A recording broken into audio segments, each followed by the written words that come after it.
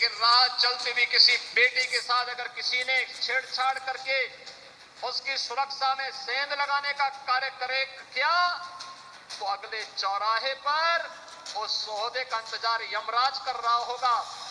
उसको फिर यमराज के यहां भेजते से कोई रोक नहीं पाएगा। ये गुंडे जो राजनीतिक संरक्षण प्राप्त करते थे, ये माफिया जो व्यापारियों का अपहरण करते थे, आज ये गुंडे भीख मांग मांग करके अपनी जान की भीख मांग रहे हैं। किसी पर हिम्मत नहीं कि किसी का अपहरण कर सके। एक गर्मी जो अभी किराना में और मुजफ्फरनगर में कुछ जगह दिखाई दे रही है ना, ये सब शांत हो जाएगी इसके बाद, क्योंकि गर्मी कैसे शांत होगी ये तो मैं मई और जून में भी इसको बहुत शिमला बना देता हूं। अपराध और अपराधियों के प्रति जीरो टॉलरेंस की नीति के तहत कार्य होना। ये तो हर तीसरे दिन एक दंगा होता था, महीनों तक कर्फ्यू लगा रहता था, बेटियां सुरक्षित थी।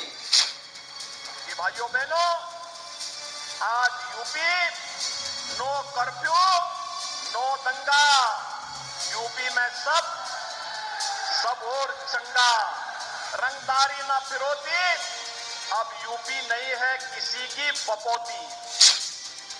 चोरी छुपे, नाम छुपा करके, स्वरूप छुपा करके जो लोग बहन बेटियों की इज्जत के साथ खिलवाड़ करते हैं, उनको पहले से मेरी चेतावनी, अगर वे सुधरे नहीं तो राम नाम सत्य है कि यात्रा अब निकलने वाली है। इस माफिया को मिट्टी में मिला देंगे।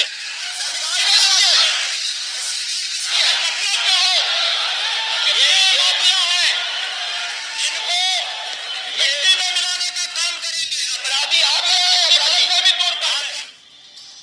आप देख रहे होंगे यहाँ माफिया अपना रहे हैं, यूपी में माफिया की छाती में बुलडोजर चढ़ रहे हैं।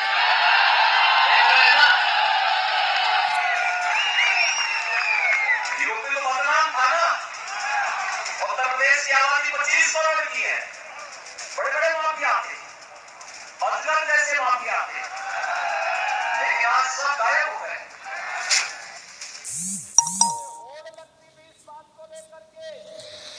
किन माफियाओं को कौन कितना अपने गले में लगा करके इनके माध्यम से राजनीतिक रोटी सेंकी जाए, आज सबको मालूम है। अगर माफिया के ऊपर बुलडोजर चल रहा है तो माफिया के शरणदाताओं के ऊपर भी जरूर चलेगा। उत्तर प्रदेश के अंदर गुंडे या तो जेल के अंदर हैं या फिर उनका राम नाम सत्य है हो गया है।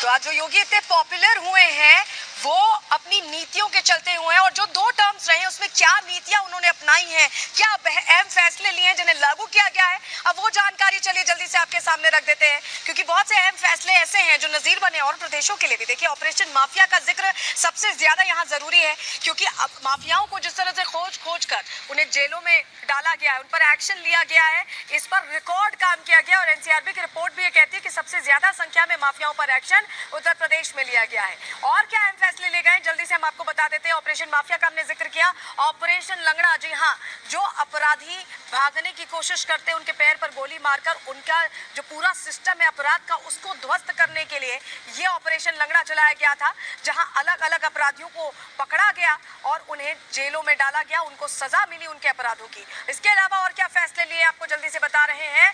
बुलडोजर एक्शन, जिसका डर, जिसका खौफ इतना है कि कोई भी अपराधी अपराध करने से पहले 100 बार उत्तर प्रदेश में कम से कम सोचता है, क्योंकि अपराध होता ही सबसे पहले बुलडोजर एक्शन लिया जाता है। अगर कोई अवैध निर्माण होता है तो उसे तुरंत ध्वस्त किया जाता है, बिना ये देखे, बिना ये सोचे कि उसकी कीमत क्या है, क्योंकि उत्तर प्रदेश में यही मॉडल लागू है और ये बहुत इफेक्टिव मॉडल है जिसको और प्रदेश भी फॉलो कर रहे हैं। इसके अलावा और क्या किया, बेटियों के लिए देखिए बड़े फैसले लिए गए। अभी हम बात कर रहे थे किस तरह से उत्तर प्रदेश के मुख्यमंत्री योगी आदित्यनाथ ने कई बार कह दिया कि उसके लिए यमराज इंतजार कर रहा है या राम नाम सत्य होगा। अगले चौराहे पर नंबर आ जाएगा। ये सारी बातें उन शोहदों के लिए हैं जो उत्तर प्रदेश में सोचते हैं कि बेटियों को छेड़ देंगे तो यहाँ पर छेड़ेंगे तो छोड़े नहीं जाएंगे। ये साफ कर दिया है योगी आदित्यनाथ ने। अयोध्या में राम मंदिर जो निर्माण हुआ है वो अपने आप में ऐतिहासिक है। 500 सदियों बाद, एक तरह से 500 सालों बाद माफ कीजिएगा, ये मंदिर का निर्माण हुआ है और इसको इफेक्टिवली कराना एक बहुत बड़ी जिम्मेदारी थी, एक बहुत बड़ा सपना था जिसे योगी आदित्यनाथ ने डबल इंजन की सरकार में साकार किया है। इसके अलावा और क्या फैसले लिए हैं? नोएडा में जो जेवर एयरपोर्ट बन रहा है, इंटरनेशनल एयरपोर्ट ये बन रहा है, हर सुविधा से लैस, और ये जो आसपास का पूरा इलाका है, जेवर के आसपास का इलाका, उसे नए सिरे से डेवलप किया जा रहा है। क्योंकि पहले एनसीआर के लोगों के पास सिर्फ एक ऑप्शन होता था कि वो दिल्ली जाएंगे और वहां से फ्लाइट बोर्ड करेंगे, लेकिन अब जब जेवर एयरपोर्ट बन जाएगा तो जो यूपी के लोग हैं या ये कहें कि गाजियाबाद, नोएडा या आसपास बागपत, ये पूरा जो बेल्ट है, सहारनपुर, उनके लिए ये ट्रैवल बहुत आसान हो जाएगा, बिजनेस आसान होगा, कनेक्टिविटी आसान होगी, तो पैसे भी आएंगे, निवेश भी आएगा, और यही एजेंडा रहा है। इसके अलावा उस इलाके में और ग्रेटर नोएडा में और क्या किया जा रहा है? नई फिल्म सिटी का निर्माण किया जा रहा है। आपको याद होगा योगी आदित्यनाथ ने स्पेशली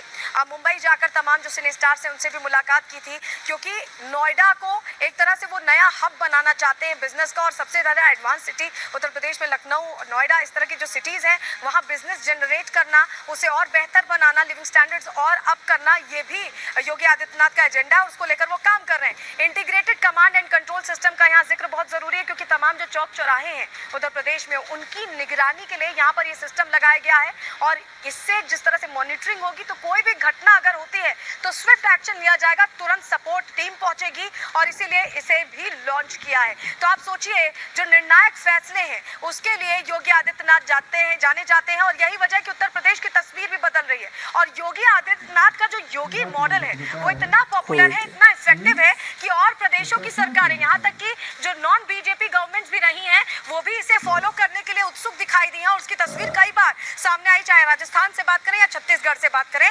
तो ये बताता है कि कितनी फैन फॉलोइंग सिर्फ राजनेताओं की जो होती है उससे तो बहुत आगे, नामी नेताओं से भी बहुत आगे निकल चुके हैं योगी आदित्यनाथ, और लोगों के दिलों में घर कर चुके हैं। किस तरह से फैन